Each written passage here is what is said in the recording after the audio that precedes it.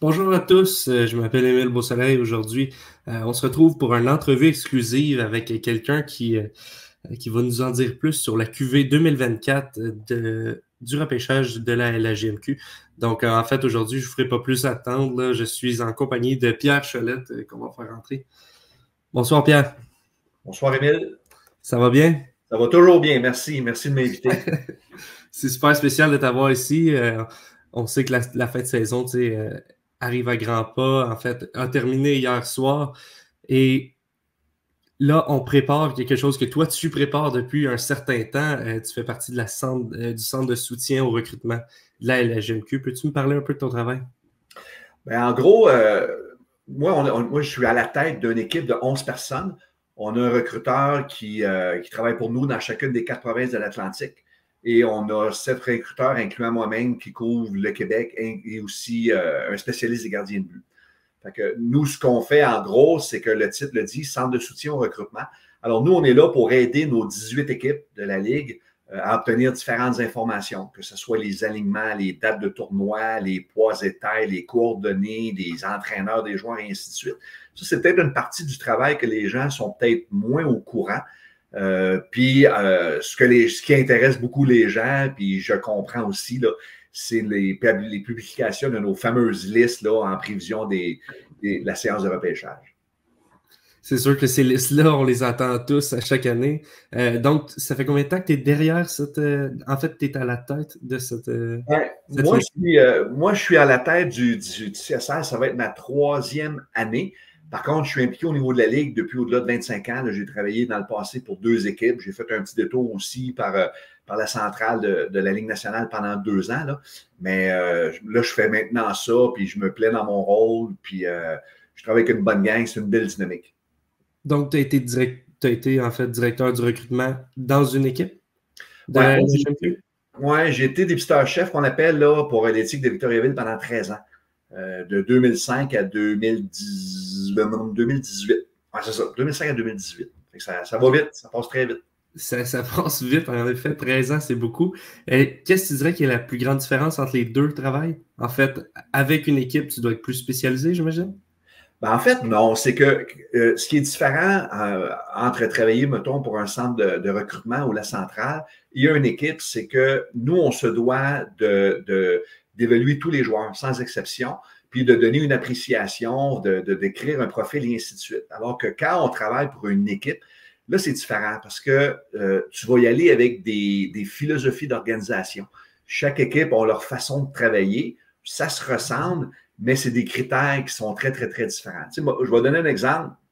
Quand j'étais dépisteur-chef pour une équipe, ben, il y avait des joueurs que la centrale ou le centre de soutien au recrutement mettait en première ronde qui n'étaient tout simplement pas sur nos listes. Parce que nous, on n'avait pas d'intérêt pour ce joueur-là, puis on se disait, ben, nous, il ne répond pas à ce que nous, on recherche comme identité, comme joueur, fait qu'on ne le prendra pas. Alors qu'au niveau de la centrale, tu ne peux pas vraiment faire ça. Il faut que tu prennes le temps. Tu sais, moi, je n'ai pas de philosophie d'organisation. Je n'ai pas un gérant qui veut juste repêcher des bons patineurs ou des grands bonhommes ou des plus petits, et ainsi de suite. Fait que je dirais que ça, c'est la principale différence. Puis ce qui peut aussi manquer jusqu'à un certain point, c'est qu'on n'a pas de sentiment d'appartenance. Tu sais, moi, là, le 8 juin, là, vers 15 h ou à peu près, quand le draft va être fini, ben moi, je ferme mes livres, puis j'ai pas hâte au camp d'entraînement de voir les gars repêcher parce que j'en ai pas repêché. Fait que ce sentiment d'appartenance-là n'existe pas. Puis c'est la même chose au niveau du parcours, par exemple, des équipes dans les séries éliminatoires. Quand tu travailles pour une équipe, ben, tu as le polo, tu veux que ton équipe gagne, performe, tout ça. Tandis qu'au niveau d'une centrale, tu n'as pas ce sentiment d'appartenance-là. Moi, à partir de maintenant, sachant que Drummondville va nous représenter ben, à la Coupe Mémorial, ben, c'est certain que je vais prendre pour les voltigeurs. Oui, oui. Mais c'est à peu près ça. Fait que je dirais que c'est les deux plus grosses différences. OK, mais est-ce que le fait que vous devez vous entendre les 11 sur... comme tu dis, il n'y a pas de préférence entre un défenseur, on va choisir un défenseur ou un attaquant. Ça doit rendre la job vraiment difficile, en fait, de tous s'entendre sur Ah, ben moi, je pense que lui est meilleur. Tu sais, au final, c'est toi qui as le bout du bâton, mais. Mais c'est comme ça dans une équipe aussi. Moi, quand je suis revenu, après avoir travaillé pour une équipe, quand je suis revenu à la centrale de notre ligue, la centre de soutien, moi, j'ai dit à mon patron, Pierre Leduc, le directeur des opérations hockey, puis j'ai dit ça aussi à mon personnel. J'ai dit, moi, je vais travailler exactement comme je le faisais avec une équipe. Donc, vous allez travailler exactement comme pour une équipe. Donc, chacun de nos recruteurs a leur propre territoire. Moi, je n'ai pas de territoire attitré. Moi, je vais dans les maritimes, je vais partout. Puis, fait, chaque recruteur est responsable de son propre territoire. Moi, ce que je fais, si je fais une caricature, ben, moi, je me promène avec ma grosse étame, puis j'approuve ou non. Moi, j'arrive, mettons, je vais aller voir, exemple, l'équipe, je ne sais pas moi, les Grenadiers de Châteauguay M18-3A. Ben, j'ai quelqu'un sur place qui les a peut-être vus 5, 6, 7 fois depuis le début de l'année quand on est au mois de novembre. Moi, je les ai vus une fois, peut-être deux. Fait que j'ai une idée vers quoi mon recruteur se dirige, puis là, moi, je vais le questionner sur un tel ou un tel, puis où je vais soulever que moi, j'aime plutôt lui ou vice-versa. Fait que je les responsabilise beaucoup dans leur région, mais c'est certain que pour eux, ça devient difficile quand on dit, ben c'est qui le meilleur défenseur du draft s'ils n'ont pas vu les joueurs du Nouveau-Brunswick, de la Nouvelle-Écosse, puis de Terre-Neuve, par exemple. Fait que ça devient plus mon travail à moi. C'est là, moi, que je... Mais c'est la même chose dans la Ligue nationale. Tu sais, le recruteur-chef d'une équipe de la Ligue nationale, ben, il va se fier beaucoup à ses gars de région, puis il va acheter ce que ses recruteurs régionaux font. Est-ce qu'ils vont en Russie, en Pologne, puis en Finlande, puis dans les 4 coins de l'Amérique du Nord? Non. Il y en a que oui, mais c'est pas tout comme ça. Fait que c'est certain que la décision finale, ben, elle va revenir au directeur du recrutement, que ce soit pour une équipe ou encore au niveau de la centrale.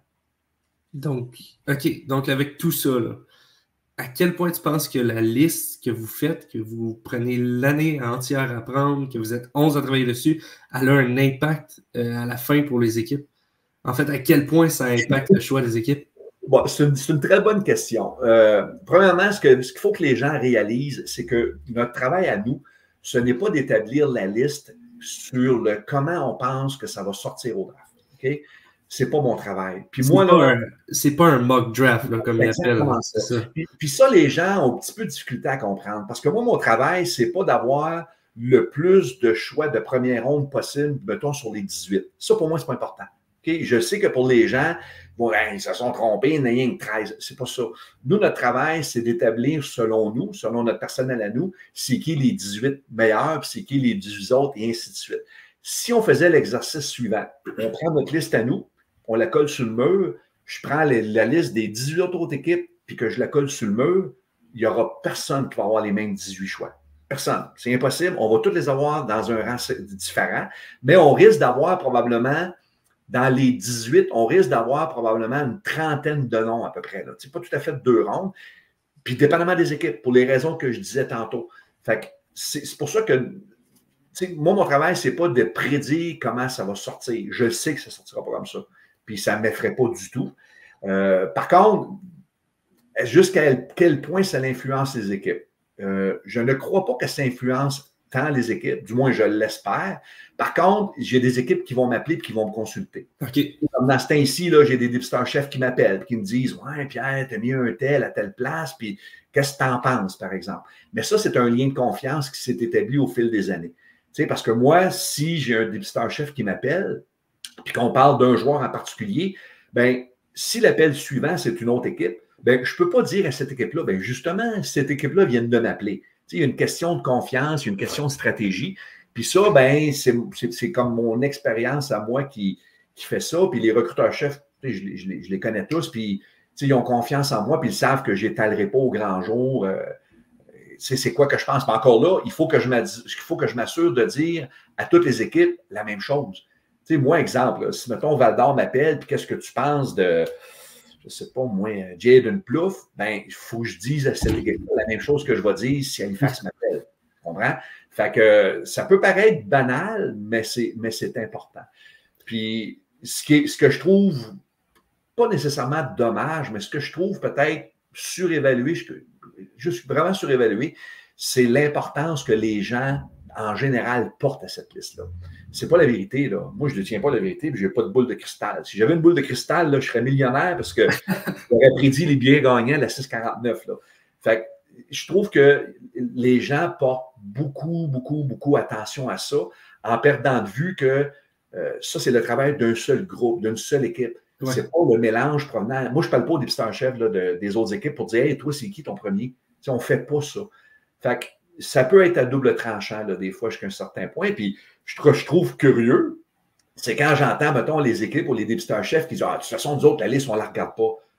C'est drôle parce que moi, dans les jours qui précèdent la sortie, là, des courriels, puis des appels, puis des textos, quand est-ce que je sors la liste, là, je peux vous confirmer que j'en ai pas mal. Fait que pour des gens qui ne la consultent pas, je comprends que ça fait partie de la game, tout ça, là, mais non, mais je sais que c'est très attendu, c'est très suivi, je comprends tout ça. Il y a de la pression qui vient avec ça, mais il faut quand même tout relativiser tout ça d'une certaine façon. Donc, vous restez vraiment à l'aide des équipes. Là, tu nous parles qu'il y a des gens qui vont t'appeler ou te texter. Donc, tu dois rester quand même partial là-dedans. Ça doit être quand même un peu dur parce que tu suis ces joueurs-là. Tu as des convictions personnelles à un certain moment, j'imagine. Ben, il y a une question de préférence. Oui, c'est ça.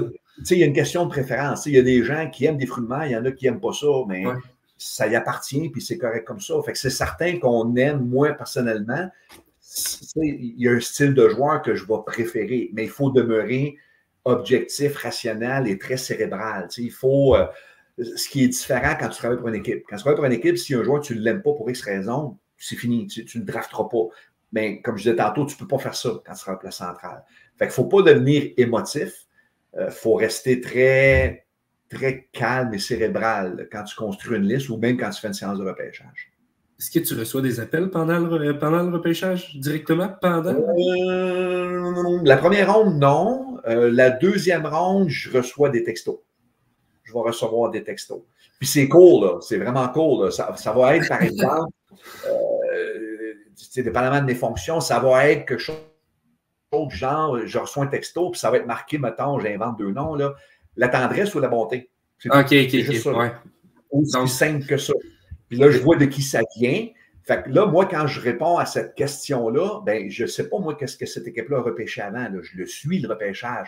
Ouais. C'est pas vrai que je le suis, là. Puis je me rappelle de toutes les pics, un après un, jusqu'en 8e ronde. Là.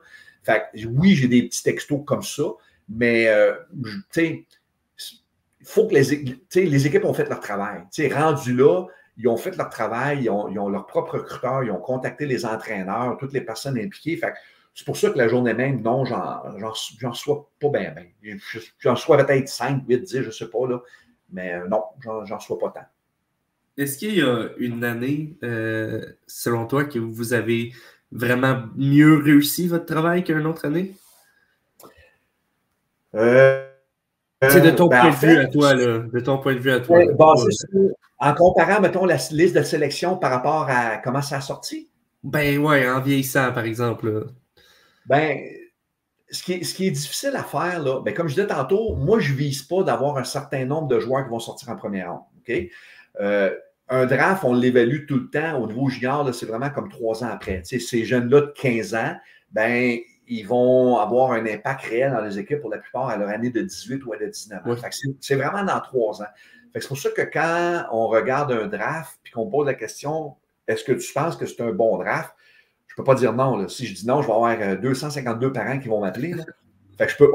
Mais on a des raisons de croire que c'est un draft qui peut être différent. Il y a des années que tu vas avoir beaucoup de joueurs, beaucoup de gardiens, beaucoup d'attaquants, beaucoup de défenseurs, plus de profondeur. Comme cette année au niveau de la Nouvelle-Écosse, je pense qu'il y a moins de joueurs d'impact, mais je peux me tromper. Là. Ça se peut que dans 3 ans, il y ait quelqu'un qui sort de nulle part, bang, puis qui pop up.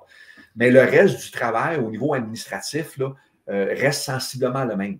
On est au service des équipes pour l'obtention des informations, tout ça. Fait que ça, je pense que les équipes en tant que telles sont satisfaites du travail qu'on fait. Du moins, c'est ce qu'on reçoit comme message là, dans les jours suivant le repêchage. Là. Mais c'est sûr que pour nous, c'est aussi le fun de voir comment ça se passe, le draft. On reste des fois surpris, puis des fois, on ne l'est pas tant. Des fois, on comprend parce que on connaît la personnalité du dépisteur-chef ou on connaît la façon de repêcher de cette équipe-là. Puis on sait que cette équipe-là va prioriser ce genre de joueurs-là, donc vont prendre au rang 22 un joueur que nous, on a placé 40. Mais je le comprends, ça. Puis moi, je me rappelle l'an passé, au draft, j'ai une équipe qui a repêché en première ronde un gars que nous, on avait classé au milieu de la 3e ronde. Puis quand je suis arrivé au pic, entre guillemets, là, la ronde d'après, le dépisteur-chef m'a regardé et il dit, t'es-tu fâché après moi, Pierre? Ben, je sais pourquoi je suis fâché. Ouais, mais je te fais comme mal pareil. Je dis, pas en tout. Je dis, tu l'aimes, toi, ce joueur-là? Il dit, oh, oui. T'es content? Il dit, oh, oui, je suis parfait. C'est ça qui compte, là. Le reste, là, on verra comment ça va aller, tu sais. Fait que, tu sais, il y a comme un. Comment je pourrais dire ça? T'sais, il faut respecter ça. Il faut respecter ça. Il faut respecter les choix que les équipes font, puis les évaluations qu'elles font. Leurs évaluations sont aussi bonnes que les nôtres, là. C'est le temps qui le dira, tout simplement. J'ai l'impression qu'au hockey junior aussi, c'est un peu dur de prédire à l'avance, mais il y a beaucoup de surprises qui peuvent arriver, puis c'est souvent des questions de philosophie, questions de, à quel point le jeune est prêt à s'améliorer aussi. Il y a ça qui rentre en compte, j'imagine. Ben, à cet âge-là, on dit souvent qu'un joueur de hockey, là, sa maturité est atteinte autour de entre 23 et 26, 27 ans. Grosso modo, là, que ce soit les gardiens de but, les défenseurs, les attaquants. Là, on parle de jeunes qui ont 15 ans, qui viennent d'avoir 16 ans, qui jouent au hockey depuis l'âge de 3 ans et demi, 4 ans. Fait que le big picture, si on peut dire, là, ils sont peut-être rendus à 50 ou 60% de leur courbe de développement. Puis, ça change terriblement vite à cet âge-là. Tu sais, la question de la puberté, la croissance, le sérieux des jeunes. Tu sais, il y a des jeunes cet été, là, ça va être le party, puis ils vont faire de la motocross, puis ils vont se casser une cheville, puis il y en a d'autres qui vont s'entraîner, qui vont être sérieux, qui vont se coucher à 8h30. Tu sais. Il y a tellement de facteurs qui peuvent influencer. Puis pour appuyer ça, si on regarde, par exemple, quels étaient les meilleurs joueurs dans notre groupe d'âge, puis oui, il y a 3 ans, c'est pas les mêmes joueurs, là. C'est pas du tout les mêmes joueurs, là. C'est complètement différent, là. Ça l'a changé. Puis si on prend les jeunes présentement dans notre sélection à leur année de 15 ans, si on veut, ou de 16 ans, versus qu'est-ce que le draft NHL va être pour ces jeunes-là dans 2 ou dans 3 ans, ce ne sera pas la même picture encore. Ça va encore changer. Fait que ça évolue incroyablement. Fait que moi, je me plais à dire que ce qu'on fait présentement, c'est une photo de la situation actuelle, sans savoir comment ça va se développer. Puis pour toutes sortes de raisons, il y a des jeunes, ça va super bien aller. Il y en a d'autres que ça va être plus difficile. Moi, j'ai un recruteur qui travaillait pour moi qui disait, tu sais, pour que ça réussisse, là, il faut que les astres soient alignés. Tu sais, quand le jeune arrive au camp d'entraînement, il va-tu arriver prêt, reposé, entraîné? Ça va-tu cliquer avec le coaching staff, avec les coéquipiers, avec le trainer? Il y a la pension, il y a tellement de facteurs qui peuvent influencer sur la carrière, le développement du joueur de hockey. C'est ce qui est difficile à prédire. Là, on va rentrer dans le vif du sujet, là. Comment tu me décrirais le repêchage qui s'en vient, la QV de 2024, comment tu la décrirais? Elle est différente, sont toutes différentes. Cette année, ce qui était un petit peu particulier, il y a des très bons joueurs, mais il y a, selon moi, et le temps le dira, il n'y avait pas vraiment 1, 2 ou 3 joueurs qui se démarquaient complètement du lot. Ça, cette année, c'est peut-être une des premières fois que moi, je vois ça. Tu sais, l'an passé, là, pour le draft 2023, on était capable au mois d'octobre, novembre, de dire, ben, le premier choix, là, ça va être Desnoyers, Guité, Lecomte. Ouais. On était capable de s'avancer puis de dire ça. L'année d'avant, sensiblement la même affaire avec les Lavoie, Daigle et ainsi de suite. Tu sais, mais cette année, on n'était pas capable. On avançait dans le temps. Puis, un indice qui me permet d'affirmer ça, c'est que même les recruteurs-chefs des équipes me disaient, hey, j'aimerais pas ça, moi, être à ta place pour mettre ça va être qui le premier. Tu sais, fait que c'était comme un peu un running gag entre nous autres, parce que moi, je suis le seul qui l'affiche publiquement. Mais notre idée était quand même passablement faite. Tu sais, on s'alignait sur 2, 3, 4 candidats potentiels, puis on travaille sur un principe d'entonnoir. Fait qu'il est arrivé un moment donné où on s'est dit, OK, on s'enligne vraiment pour que ça soit lui ou lui. Puis on a décidé à la toute fin d'y aller avec Maddox Dagenet comme étant le premier de classe, selon nous, là, pour la prochaine séance de sélection. C'est un très bon choix d'ailleurs.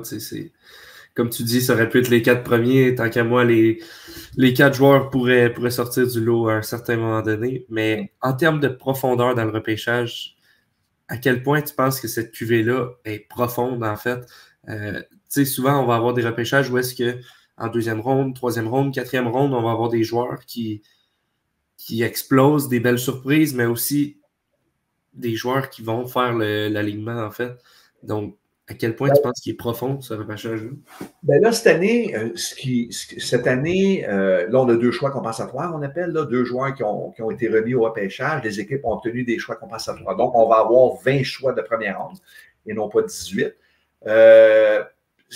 Puis là, ben bon, comme un peu tout le monde, on entend toutes sortes de trucs, là, que tel joueur vient, puis l'autre ne vient pas, puis ainsi de suite. Fait que ça va avoir comme effet d'aspirer par le haut. Tu sais, ce que ça va faire, c'est qu'il y a des joueurs que nous, on a positionnés en première ou en deuxième ronde qui vont, tu sais, qui informent les équipes qui ont décidé de soit pas venir dans les juniors majeurs du Québec ou peu importe. Là. Ça leur appartient. Fait que ça va drainer le draft par le haut. Sauf que il y en a à tous les ans de ça. À tous les ans, tu as des joueurs de qualité qui vont sortir beaucoup plus loin au repêchage, puis pour les raisons qu'on a données tantôt, vont devenir des très bons joueurs juniors ou peut-être même des joueurs qui vont jouer dans le professionnel par après. Ça, là, il y en a à tous les ans. Cette année, ce qui est peut-être différent, c'est que la province la plus populeuse des provinces de l'Atlantique, qui est la Nouvelle-Écosse, ben, de ce côté-là, il y a peut-être un petit peu moins de profondeur. Okay. Même chose au niveau de Terre-Neuve. Terre-Neuve, cette année, on n'a pas beaucoup de joueurs en provenance de ce territoire-là, qu'on a classé dans les 5 premières rondes. Je comprends le bassin de population, le ratio, la proportion, tout ça. Mais c'est peut-être là que ça va fausser les données là, par rapport au repêchage. Puis l'autre chose aussi qui était très particulier cette année, c'est qu'au niveau de la Ligue M18-3A, on avait cette année 91 joueurs de 15 ans, ce qui est énorme. Énorme. Les autres années, on parlait de 75, 78 ou à peu près. Là. Fait que ça veut dire que cette année, éligible, on a une quinzaine de joueurs qui, normalement, n'auraient pas joué M18-3A, qui auraient évolué un calibre inférieur, exemple le M17, le budget espoir. Fait que c'est ce qui explique pourquoi que cette année, on a beaucoup moins de joueurs M17-3A classés dans les 5 premières rondes. Il y en a beaucoup moins, en raison de la quantité des joueurs de 15 ans qui évoluent à M18. Parce que, tu sais, si tu prends une quinzaine d'M18-3A, ben, ça aurait bumpé, entre guillemets, des M17-3A. Donc, tu aurais eu plus de meilleurs joueurs M17-3A. Fait que, tu sais, ça fait un petit peu comme une escalade, là, si on veut. Là. Fait que, tu sais, tout s'explique, selon moi. Puis aussi, on avait beaucoup de joueurs de notre territoire, là, des jeunes du Québec qui évoluaient à l'extérieur du Québec. Tu sais, si on prend exemple Maddox Dagenet, il évolue en Ontario. Cameron Chartrand, il évolue aux États-Unis. Lawrence du Nouveau-Brunswick, il évolue aux États-Unis. Fait que tout ça, fait que, tu sais, si tu prends une couple de ces joueurs-là, tu les ramènes dans leur territoire, ben encore là, ça l'aurait bumpé. Comprends-tu? Fait que ça a tout comme un effet d'escalade. Là. Mais c'est sûr que dans 3 ans, on va se reparler, puis tu risques d'avoir en tête des marqueurs, un gars qui va être pris en 6e ronde. Oui, mais c'est exactement. Il y a toujours des surprises, puis il ne faut pas essayer de les prévoir non plus. C'est un peu une perte de temps. Mais tu en parles un peu, les 3 des 5 premiers choix de votre liste sont des joueurs qui n'ont pas évolué M18-3 ou qui n'évoluent pas, qui n'évoluent plus M18-3. À quel point ça rend la chose difficile pour vous? Parce que je sais que c'est à un moment donné, tu ne peux pas être partout en même temps, puis là, c'est plus facile quand tu peux voir 2 équipes en même temps dans le M18-3. Comment ce travail-là a été plus dur pour vous à cause de ces choix-là? Ben, il y a une réponse à 2 volets. Là. Un, Lawrence, moi, personnellement, je n'ai jamais eu la chance de le voir jouer de mes propres yeux live. Okay? À 14 ans, il était déjà aux États-Unis. À 15 ans, il était déjà aux États-Unis. On l'a invité dans certains de nos événements. Pour des raisons scolaires ou autres, il n'était pas en mesure de se présenter. Donc, dans le cas de Lawrence, ça se limite uniquement à du vidéo. Okay? C'est uniquement du vidéo. Maddox, lui, par contre, je suis allé le voir jouer. Je suis allé le voir jouer à Kingston.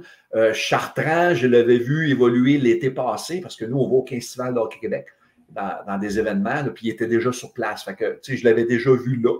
Puis après ça, je l'ai vu comme en vidéo. Fait que c'est sûr que la partie, c'est pas la partie la plus difficile, mais il faut souvent mettre un bémol par rapport à ça. Il faut faire attention au calibre dans lequel les jeunes évoluent. Mais par contre, tu sais, un joueur avec un bon gabarit qui patine, qui a des mains, ouais, peu importe le calibre dans lequel il va évoluer, ça va être comme ça. Puis c'est pas juste à notre niveau à nous. Là. Si on compare, par exemple, avec les gens de la Ligue nationale, ben c'est la même affaire. Ils vont comparer des joueurs dans la Ligue canadienne versus des gars dans la USHL versus des gars dans la NCAA puis versus des joueurs dans la Ligue junior B de la Slovaquie, puis ainsi de suite. C'est exactement le même exercice. C'est exactement le même exercice. Fait qu'il faut projeter, il faut se baser sur des cas vécus, puis notre expérience. Puis, tu sais, je le sais que, exemple, Maddox Dagenet, cette saison, il évoluait dans le U16 en Ontario. Ça, nous, ici au Québec, on n'en a pas de U16. Tu sais, c'est comme du midget minor qu'on appelle en guillemets. Donc, c'est les meilleurs joueurs de 15 ans de chacune des régions en Ontario qui évoluent dans leur équipe, ce qui est différent de nous. Nous, les meilleurs joueurs de 15 ans évoluent pour la plupart dans les M18-3. Tu comprends? Fait que c'est certain que ça aurait été plaisant d'avoir la chance de le voir évoluer avec les jeunes de son groupe d'âge dans cette ligue-là, mais ce n'est pas le cas. Fait qu'il faut qu'on travaille avec ça. Il faut qu'on travaille avec ça.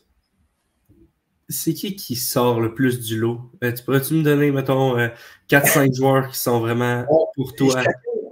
Chaque joueur, ils ont leur particularité. Dans le cas de Maddox Dagenet, on parle d'un joueur de centre de 6 pieds 3, 180 quelques livres, avec un bon coup de patin. Il faut qu'il lui reste à se remplir, prendre la force, s'asseoir sur ses pieds un peu, garder ses pieds en mouvement, tout ça. Ce qui est impressionnant dans son cas, c'est la qualité de son tir. La pomme, elle tombe jamais bien loin de l'arbre, il faut croire, là. Mais Maddox, c'est un jeune qui patine, il a une aisance avec la rondelle, puis il dégaine rapidement, puis il a vraiment un tir des lignes majeures, là. Il prend des shots incroyables, fait qu'il il est en avance de son groupe d'âge par rapport à ça. Fait que, lui, il a cette particularité-là. Là, c'est un joueur de centre. L'avenir dira s'il va rester au centre ou s'il va lui à l'aile. Ça sera l'équipe qui le prendra, qui établira ça avec lui. Tu as Tyron Lawrence qui a été, lui, c'est un playmaker. C'est un joueur avec la rondelle créatif. C'est vraiment un gars qui a une vision extraordinaire. Écoute, il est allé avec l'équipe Canada des Jeux olympiques jeunesse cette semaine. Oui. C'est le premier joueur de centre. Il a produit incroyablement. C'est un gars qui a une vision périphérique extraordinaire. C'est pas le plus explosif, c'est pas le plus flamboyant, mais son sens du jeu, il est exceptionnel. Tu as Cameron Chartrand, qui est un défenseur très mobile pour son gabarit. Il a des mains ultra rapides, des pieds. Écoute, il glisse sa ligne bleue, va chercher une ligne de tir, prend une shot, il a bonne vision, tout ça. Cossette Ayotte à Trois-Rivières, qui a eu une belle progression tout au long de l'hiver. Lui, ce qui est particulier dans son cas, c'est que c'est un jeune, il a tout le temps été dans les bons de son groupe d'âge, sans nécessairement être le dominant. Il a tout le temps été dans les bons, mais là, on dirait que cet hiver, il y a un déclic qui s'est fait à un moment donné. Ce qui est agréable dans son cas, c'est que c'est un jeune qui joue avec beaucoup de naïveté dans sa game. C'est un jeune qui joue pour s'amuser, puis je pense qu'il n'a pas encore réalisé comment il peut être bon. Ça a l'air drôle de dire ça, là, puis tant mieux. Mais je pense que lui, dans son cas, le plafond de développement, il est très, très, très, très, très élevé.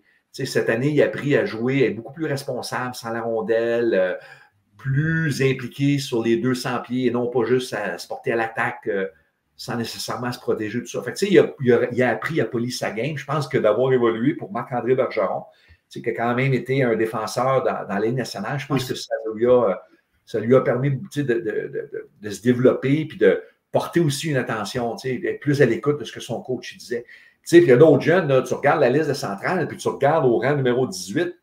On a un défenseur, là, Michel Melo-Cerny, à 6 pieds 6,5. Il pèse plus ou moins 205 livres. On ne l'a pas mis là par hasard, puis on ne l'a pas mis là pour ses beaux yeux. Là. Il fait des points aussi. Là. Il est un peu sur le même prototype que Maverick Lamoureux, ça me fait penser. Un joueur qui de bien bouger à rondelle, faire des points, récolter de l'attaque, mais en défense, il va te faire mal. Là. C'est un jeune qui arrive, j'aime pas dire de nulle part, mais il arrive un peu de nulle part. Lui, il est allé au camp du M18-3A, s'est fait retrancher. Là, il est allé au niveau scolaire, au niveau du M17-3A. Ça l'impliquait un changement d'école. Il n'était pas vraiment intéressé. Fait que là, il est allé jouer dans l'M18 D1 relève. Bon, pour la majorité des gens, ils ne savent pas c'est quoi, mais ce n'est pas nécessairement un calibre qui est très, très, très relevé. Puis, à la période des fêtes, il a eu l'opportunité de joindre l'équipe de Charlemagne au niveau M17-3A. Puis, il est arrivé là avec une bonne attitude, tout ça. Puis là, ça a comme débloqué son affaire. Ça l'a vraiment, vraiment débloqué. Puis, c'est à partir de ce moment-là où nous, on a dit, oh, attends un petit peu, là, c'est vraiment une bonne tête de hockey. Fait que c'est certain que quand on le voit, comme n'importe quel ado de 14 ans et demi, 15 ans et demi, à 6 et 3, 6 et 4, 6 et 5, là, présentement, c'est une question de coordination. Il y a les bras trop longs, puis il y a les mains trop grandes. Mais quand tout ça va tomber en place, ben, avec sa qualité, son hockey IQ, tout ça, quand tout ça va tomber en place, puis c'est un jeune qui est très réceptif. Quand nous, on a organisé notre événement au mois d'avril où on a invité les 120 meilleurs prospects, on a demandé aux équipes, on avait demandé aux jeunes, ben, soyez présents à partir de 11h30, midi moins quart, tout ça pour l'enregistrement. Lui, il est allé à 11h moins quart. Là. Donc, Pierre, tu me disais justement qu'on a un repêchage qui va être profond, qui va être quand même assez varié. Tu m'as parlé d'évolution au cours de la saison. As-tu un exemple d'un joueur qui s'est vraiment démarqué sur votre liste? Là, je sais que tu me parlais de justement le défenseur de CC5 qui a complètement explosé en fin de saison, mais les séries, c'est toutes des choses qui peuvent rentrer en ligne de compte du début à la fin. Qui s'est le plus amélioré, selon toi? Bonne question. Un joueur de hockey, là, je vous donne souvent cet exemple-là, pour faire une image. Là. Quand tu prends un sac de popcorn dans tes mains pour le mettre dans le micro-ondes, c'est toute la même graine de popcorn là, dans le sac, sans exception. Puis là, tu le mets dans le micro-ondes, puis il ne pop pas tout en même temps. Là. Pop, pop, pop, pop, pop, ça pendant un certain temps. Bien, un joueur de hockey, c'est pareil. Ça ne se développe pas tout au même moment, ça ne se développe pas tout de la même façon. Puis comme je dis souvent, le recrutement, c'est un marathon. Ce n'est pas un sprint. Si tu vas voir une course, mettons, tu vas voir un marathon de 42 km, tu ne jugeras pas la performance du coureur sur les 5 derniers kilomètres. Tu vas vraiment la juger sur l'ensemble de sa course, sa gestion de course, ses temps de repos, en guillemets, et ainsi de suite. Bien, un joueur de hockey, c'est pareil. J'aimerais ça arriver, moi, à une formule mathématique qui dirait que la saison compte pour tant, puis les séries comptent pour tant, puis les événements, mais malheureusement, c'est pas comme ça. Puis tu peux pas prendre un jeune qui a eu une très bonne saison, puis des séries ordinaires. Oui, tu vas en tenir compte, mais tu peux pas non plus mettre tout ça dans les vidanges et dire, ah non, regarde, c'est just too bad. Ce que tu sais peut-être pas, le jeune, durant les séries, il était peut-être blessé, il y a peut-être une peine d'amour, il y avait peut-être un conflit avec ses entraîneurs, des problèmes à l'école, peu importe. Il peut y avoir toutes sortes de raisons. Fait qu'il faut vraiment prendre un ensemble de données, puis non pas y aller sur la dernière image ou la dernière viewing que tu as, parce que ça peut être trompeur, ça. Mais c'est vraiment sur une longue portée. Fait que, est-ce qu'il y a des joueurs qui se sont démarqués beaucoup par rapport, exemple, à la période des fêtes? Oui, il y en a eu quand même plusieurs. Là. Je pense à Chad Digitakos à Trois-Rivières, je pense à Thomas Rousseau à Saint-Eustache. C'est des jeunes qui, c'est sûr qu'on les remarquait, on les voyait, mais il y a eu quelque part un déclic qui s'est fait. On ne sait pas quand, on ne sait pas où, puis là, ça a fait comme POW! Puis là, à un moment donné, tu te dis, OK, là, es-tu vraiment sur une bonne séquence? Il va-tu la maintenir et ainsi de suite? Puis ces jeunes-là, ils l'ont maintenu par après. Parce que ça arrive, là, une mauvaise journée au bureau, ça arrive, une mauvaise fin de semaine de hockey, ça arrive aussi. C'est vraiment un ensemble de données qui va te permettre, après ça, de placer ton joueur en prévision de la séance de sélection. Mais tu as des joueurs qui vont commencer l'année, que tout le monde va les identifier comme étant lui, c'est sûr que ça va être le meilleur choix, ça va être le premier choix. Là, tu te rends compte, c'est comme ça même au niveau de la Ligue nationale, c'est la même affaire.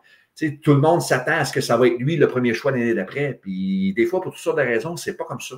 Parce que le développement du jeune, c'est pas tout à fait de la même façon.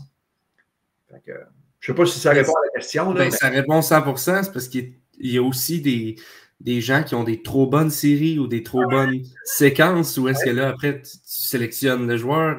On voit ça dans l'image des fois, puis ça fait comme, finalement, peut-être bien qu'il va être bon en série, mais il faut se rendre là, tu sais. Donc, ça devient difficile. À quel point, pour vous, faire des comparatifs, je sais que les gens aiment ça à la maison, là, fait qu'on on va crever l'abcès, là. Faire des comparatifs, pour vous, à quel point c'est important, à quel point c'est en fait, à quel point vous pouvez être précis dans un comparatif? Moi, par rapport à ça, l'expérience me dit que moi, j'aime ça, faire le comparatif, mais je ne le dévoile pas. Jamais que je vais dire à un de mes recruteurs ou très rarement, je vais dire, lui me fait penser à lui. Okay. Parce que les gens retiennent principalement le bon côté du joueur. Okay?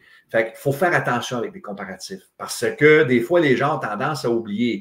Tu sais, mettons, moi, j'entends beaucoup, là, on est dans une vague, là, on doit avoir à peu près 125 Cole Caulfield éligibles pour la préparation de sélection. Puis il y a 5 ans, on avait 125 Samuel Girard pour la séance de sélection. Tu sais, il faut faire attention avec ça, les comparatifs. Puis moi, j'aime faire ça pour le style de joueur. Tu sais, je vais prendre, mettons, un joueur, je vais dire, lui, il me fait penser à lui. mais la façon qu'il va se comporter, la façon qu'il va jouer. Mais non pas en termes de projection, est-ce qu'il va amener la même chose. Fait que je ne sais pas si... parce que c'est tellement difficile de prédire puis de prévoir comment le jeune va se développer. Puis je vais donner un exemple très concret de ça. Philippe Danault, tout le monde sait c'est qui? Oui. Bon. Philippe Danault, c'est moi qui l'ai repêché à Victo. Ça a été notre choix de première ronde. On l'a pris, je me souviens pas. Félicitations. Oui, mais encore là, on l'avait pris, nous autres, 9 et 10e au total. Il était classé par le CSR 22, 23e. Okay? Fait que nous, on l'a pris. Puis, ce que les gens oublient, là, c'est que Philippe Danault, quand il a joué Midget 3, 15 ans à Trois-Rivières, là, Philippe a scoré 8 buts. Il n'a pas scoré 18, là. Puis il n'a pas scoré 28 non plus, là. Puis quand on l'a pris, Philippe, c'était 5 pieds 9 et demi, 145, 150 livres à peu près. C'est facile aujourd'hui de dire « Hey, c'était tout qu'une sélection. » Mais dans ce temps-là, moi, si quelqu'un m'avait dit « Le jeune que tu viens d'apprendre, un jour va jouer en Ligue nationale. » Arrête, là, c'est impossible. Mais tu ne peux pas le prévoir. Tu ne peux pas le prédire.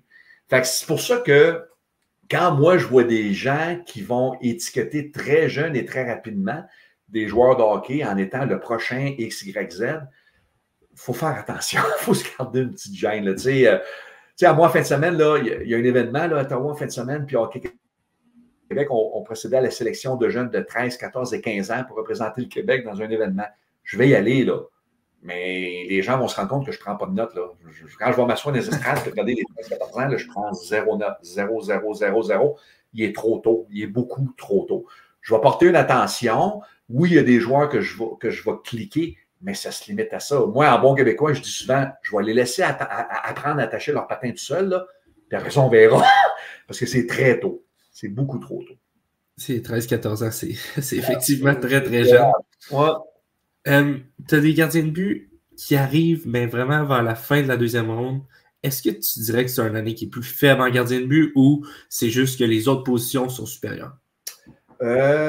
Il y en avait, cette année, il n'y avait pas beaucoup de joueurs, il n'y avait pas beaucoup de gardiens de but de 15 ans éligibles. C'est une année comme ça. Au Québec, on avait à peine 6 gardiens de but de 15 ans qui évoluaient dans la Ligue M18-3. Puis dans les 4 provinces de l'Atlantique, où il y a 19 équipes, je pense qu'il n'y en avait pas 10. Fait qu'en termes de nombre, il y en avait beaucoup moins. Puis, c'est une année comme ça. Oui, il y a des bons gardiens au niveau M17-3, mais je ne crois pas qu'il y en avait un qui se démarquait vraiment plus que l'autre. Par contre, je m'attends à la séance de sélection qu'il y en ait qui soient repêchés. Il y en a qui vont être repêchés en 4, 5, 6e ronde. Ça, je suis convaincu. Mais je ne suis pas capable de... En tout cas, avec Maxime Ouellette, qui est mon spécialiste des gardiens de but, on en a discuté longuement. Puis oui, on les aime, mais on ne croit pas... Nous, à notre avis, il n'y en avait pas un qui se démarquait vraiment des autres. Fait que c'est une année comme ça. Pour nous, Antoine Proulx, qui est un jeune de la région de Montréal qui évolue avec les Chevaliers de Lévis, nous, on croit que c'était le meilleur gardien disponible. Est-ce que les équipes croient autant? Bien, ça, on le verra. Mais effectivement, comme, ils ont chacun eu leur période. Comme Patrick à Charlemagne de Niger, lui, ça a été un début de saison. Il y a eu un creux. Il y a eu une période incroyable au mois de janvier. Après ça, il y a eu un petit peu plus de difficultés. Mais ça, c'est normal. C'est des jeunes de 15 ans. Un gardien de but, chercher de la constance, c'est peut-être l'affaire difficile. Tu as un jeune, son coéquipier, Vincent Moreau, qui, lui, était identifié comme étant un des meilleurs dans son groupe d'âge.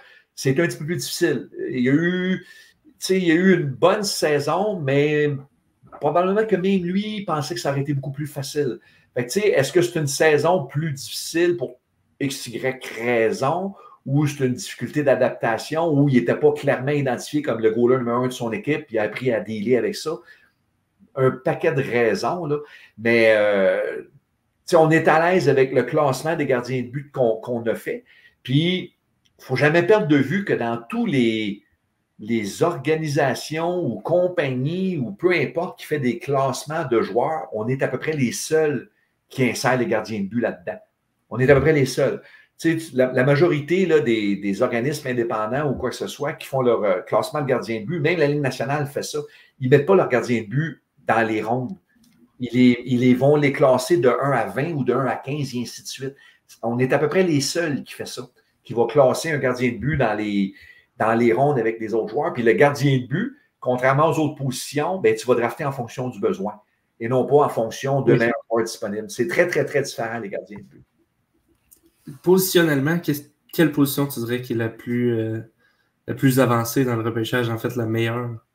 Ben, on a des très bons attaquants, des vraiment très bons attaquants, là, que ce soit Madog Dagenet, que ce soit Lawrence, que ce soit Jaden Plouffe. Jaden Plouffe, là, c'est comme une petite bombe, c'est une dynamite. Il est explosif, il a du caractère, il score des buts, il joue avec passion, il patine, il joue à gauche, à droite, il y a une lettre sur son gilet, il y a une chicane en avant du filet, il rentre le premier, les 2 points dans c'est un joueur émotif, caractériel qui est comme ça.